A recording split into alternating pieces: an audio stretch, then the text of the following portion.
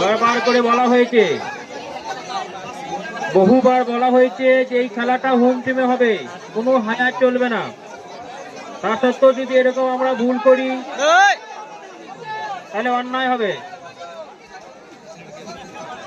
কেউ হট্টগোল করবেন না, কেউ কোন রকম ভাবে কোনো হট্টগোল করবো না। আমাদের প্রথম রাউন্ডে দ্বিতীয় খেলা শুরু হয়ে গিয়েছে।